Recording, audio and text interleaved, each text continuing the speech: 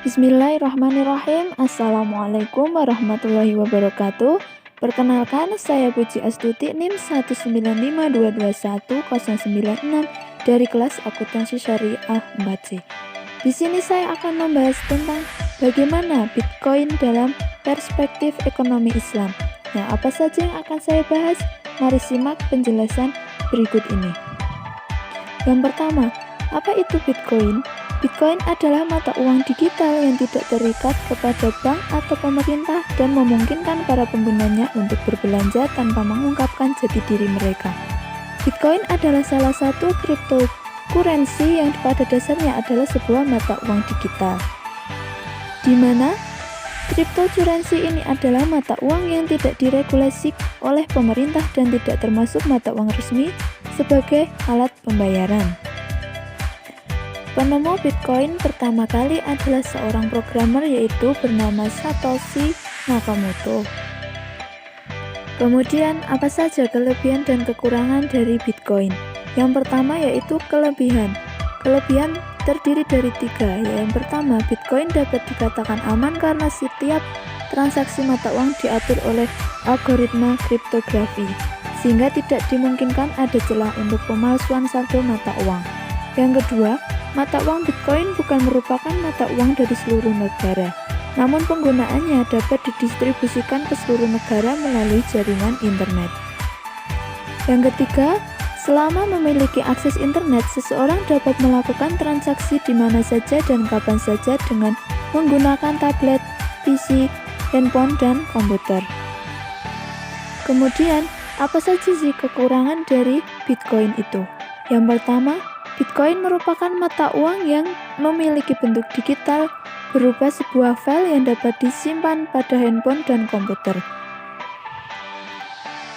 Namun hal ini menjadikan Bitcoin mudah hilang ketika alat tempat penyimpanan mengalami kerusakan atau file Bitcoin terhapus tanpa sengaja. Kehilangan ini tidak dapat diasuransikan karena Bitcoin tidak terikat oleh suatu lembaga dan hukum sehingga tidak mendapat asuransi. Yang kedua yaitu sistem Bitcoin yang bersifat anonymous, yaitu sebuah Bitcoin dapat dijadikan sebagai alat untuk kejahatan seperti pencucian uang dan pembelian senjata secara ilegal. Kemudian yang ketiga, Bitcoin dirancang untuk menjadi mata uang digital bukan fisik dan hanya bisa digunakan pada toko-toko tertentu saja yang menerima Bitcoin sebagai alat pembayaran. Kemudian, bagaimana transaksi Bitcoin dalam pandangan hukum Islam? Ubadah bin Samit Nabi Shallallahu Alaihi Wasallam bersabda, jualah emas dengan emas, perak dengan perak, gandum bur dengan gandum bur atau gandum halus, gandum kasar dengan gandum kasar atau gandum syair, kurma dengan kurma, dan garam dengan syarat harus sama takarannya dan sejenis, serta secara tunai dari tangan ke tangan. Jika jenisnya berbeda, jualah sekehendakmu jika dilakukan secara tunai dari tangan ke tangan. Hadis riwayat Muslim, Abu Dawud, Tirmizi, Nasa'i, dan Ibnu Majah. Dapat disimpulkan bahwa penggunaan Bitcoin sebagai mata uang secara hukum Islam itu diperbolehkan, tetapi dengan pengecualian.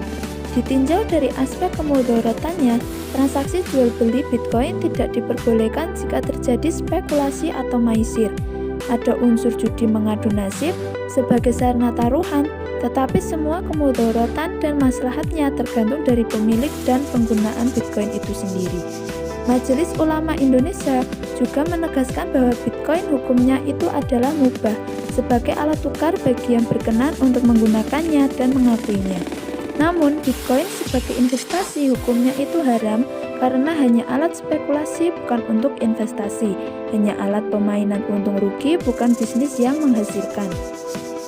Nah, itu sedikit penjelasan dari saya mengenai Bitcoin dalam perspektif ekonomi Islam.